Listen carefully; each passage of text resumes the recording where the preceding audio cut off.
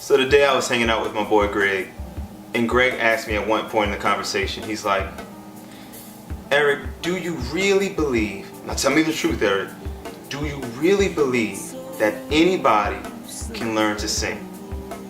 And I say, barring some kind of like injury or impairment, yes. And he's like, I mean, he's gonna say that. And I'm like, Greg, do you believe that I can sing? And he says, yes, I think you have one of the best voices. And I'm like, well then you believe that anyone can learn to sing. And he's like, but Eric, you have talent.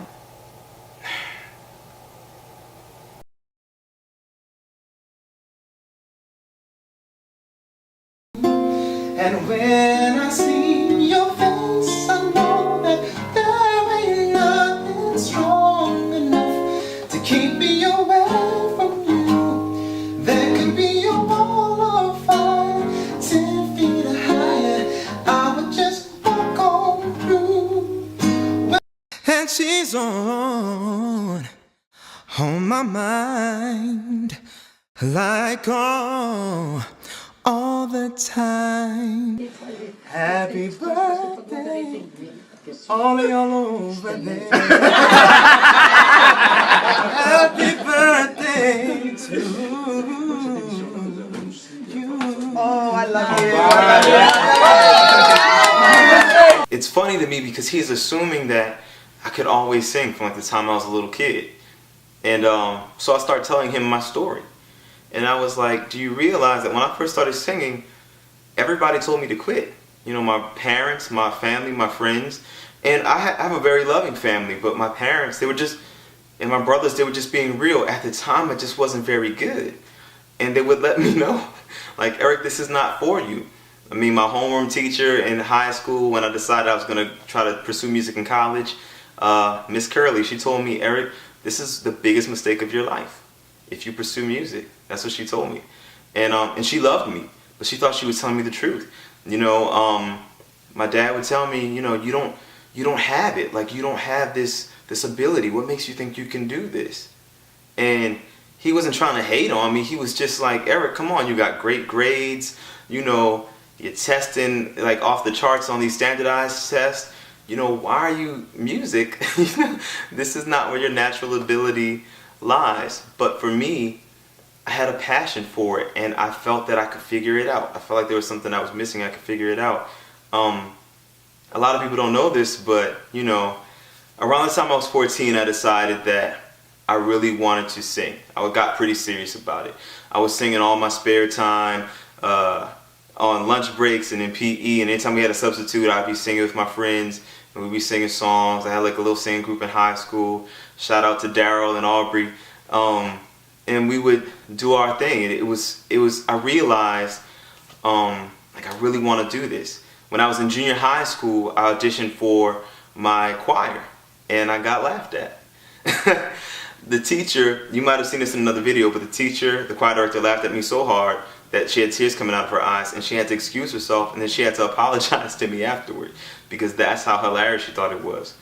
And in 9th grade, I was like, okay, I'm gonna do this again. You know, I auditioned for my high school choir because I have a very strong will, I believe I could do anything kind of attitude. And I got into my high school choir. I got in. And we had our first rehearsal, and the next day I was put out because I had no clue as to what it meant to learn parts at that time. I didn't understand basic musical concepts like octaves and stuff. I was just throwing my voice around any kind of way. I had no prior training or experience. I just didn't understand things that to them were basic fundamental aspects of music and singing. I just didn't know them. I was just ignorant in the truest sense of the word. I just didn't know. And it's not that I didn't have the ability. If somebody would break it down to me, you know, I could have gotten it, but they were just like, you just don't have it. And a lot of times when people listen to someone sing, they don't listen to why the person sounds the way they do. They just hear, oh, you sound good or you sound bad. But they don't listen to why. There's always a reason. If someone sounds bad, why? Is it because they're flat? If they're flat, why are they flat? It's because there's excessive muscle tension. Are they not breathing right? Do they need to let their voice transition into a mix or head voice? You know why? If they're sharp, why? Are they offbeat? And if so, that can be corrected. You know, do they sound whiny and nasal? If so, that can be corrected. But we're just so quick to dismiss, you know, like, oh, you don't sound good. Psh. Is the person hoarse? Maybe they have vocal damage. You just sound bad. I see it every day. There's so many singers that I'll work with and transform into like just vocal monsters.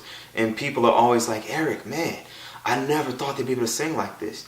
And I'm like, for me, it was obvious. I could hear that it was just this one thing or that one thing holding them back. When I listen to singers sing now, I don't even listen in terms of, oh, you sound good or you sound bad. I listen in terms of, why is your voice not as free as it could be? And it's my job to help guide you to those blocks and unblock those blocks. That's redundant, but you know what I mean. And so what happened for me was, I feel like God instilled this in me. And if you're not a Christian or whatever, if you don't believe in a God, the universe, whatever, this was instilled in me somehow, this belief that there had to be a way. It was illogical. Even I knew this, that I knew I didn't sound great. I didn't have any control over my voice. But I knew that somehow I could figure it out. The turning point in my life was when I began encountering people who, instead of dismissing me as being talentless, started seeing and focusing instead on the potential and on reasons as to why I wasn't realizing my full potential. And at the end of my senior year, I had full tuition and academic scholarships to pretty much anywhere I wanted to go. I didn't have to pay for anywhere I wanted to go to school. And even places I didn't apply to were offering me scholarships. It was kind of weird. And so the idea of going to school for to become a doctor or an architect or anything, it just bored me to tears. It wasn't my passion, you know, and I knew I had to do music. And so I went to my parents and I was like, you know what, Mom and Dad, I'm going to Daryl's house. And Daryl was like my best friend in high school. And so I chickened out. I couldn't tell him that I was going to audition for the music department. And so I told him I was going to my friend Daryl's house. And I did. I went to Daryl's house and I practiced my songs a few times and I changed clothes. And then I went to Xavier University's music department. I was the last person to audition for that auditioning period. I was the last person. In fact, when I went, all the staff were chilling in like the little lobby area because it was the very last audition. It was almost the end of the day. And I guess they figured nobody else was coming. And so I was the last person. And we all went up the steps. And I sang When I Fall in Love. You know, when I fall in love, it will be forever. But it was a lot more strainy and cracky. And I actually cracked a lot. And I was mortified, but I kept going. I was like, Eric, you're here now. You know, part of me wanted to run. I'm just cracking and straining and struggling, and and when I'm done, you know, is when I'll fall in love with you. Whatever, however it ends. I'm looking at their faces. Nobody's laughing. They just look focused, like really focused. And I'm like, okay, at least they're not laughing, I guess. And nobody's making me, nobody's chasing me out with pitchforks and stuff, and with torches. But I watched too many movies, I guess. Anyway, yeah. So then they were like, "Can you sing something else?" And they were like, "Can you sing Amazing Grace?" And I was like, "Oh, okay," you know. And I figured it's a good sign, you know. They still want me to sing, and so I sang Amazing Grace. And when I was done, I was offered admittance into the music department. And I can tell you that it was tough. My freshman and sophomore years at Xavier University, I wanted to quit every single day because I was I was very much so out of my league.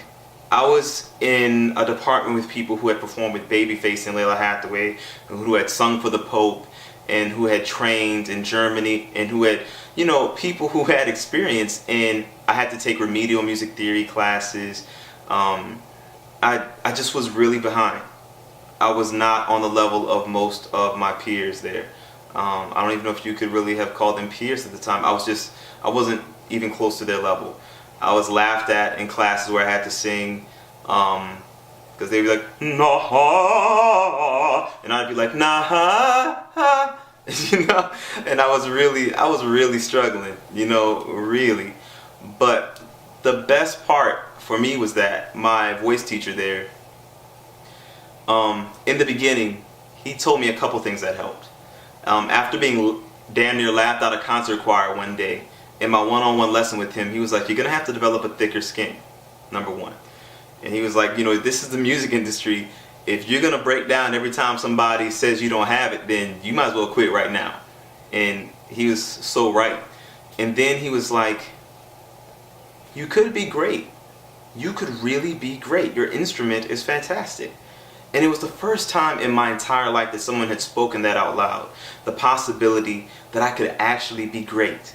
And to hear somebody say it, it really caused a new gear to turn inside, that I wasn't insane and completely on my own in my belief that I actually had something. And the funniest thing is, he was like, "You're not great now, but you could be if you work." And he was like, "Eric, you're smart. And smart people do well in music. There's no such thing as a dumb musician," is what he would always say. Or no such thing as a dumb, good musician. And I found that to be true as well in my own life. And I worked my ass off. And by the time I graduated, I was president of the concert choir. I was section leader of the bass baritone section. I sung solos in everything. I had performed for everybody. I had sung background and opened up for artists like Nelly. I had performed all over the damn place.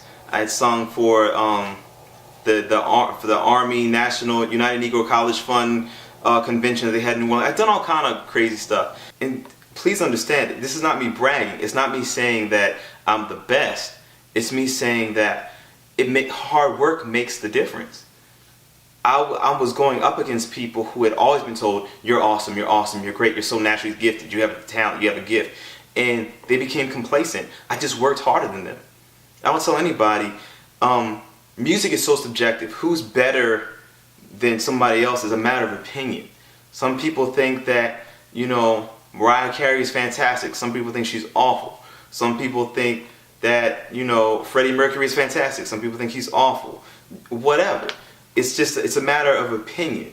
But one thing that I could honestly say, when I was in school, nobody outworked me. I worked harder than anybody I knew. And I can say that pretty boldly. And I wanted it really badly. And I just worked. I worked really hard. It makes a difference. And the thing is, now I'm sharing with you my story at ericrcno.com, so you can check it out for yourself and read details. I think you'll find it inspiring. If you're having any doubts about whether or not singing is for you, read my story. Check it out. When I first wrote it, I wrote it just for me, but to my surprise, people who came upon it would write me these big, long, heartfelt letters about how much it spoke to them personally.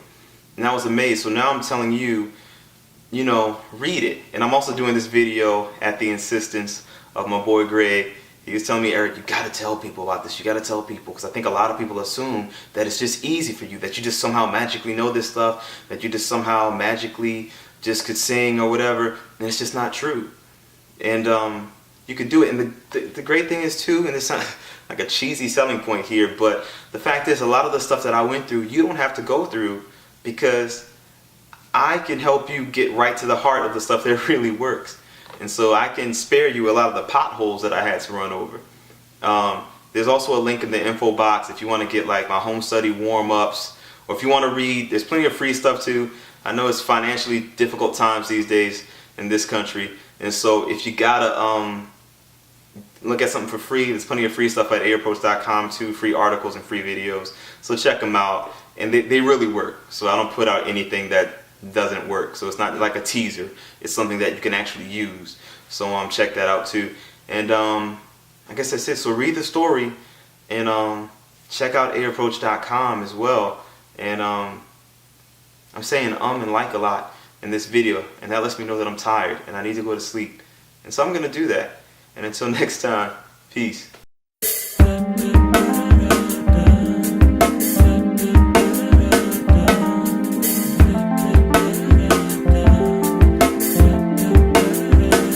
It's so simple, it's remedial.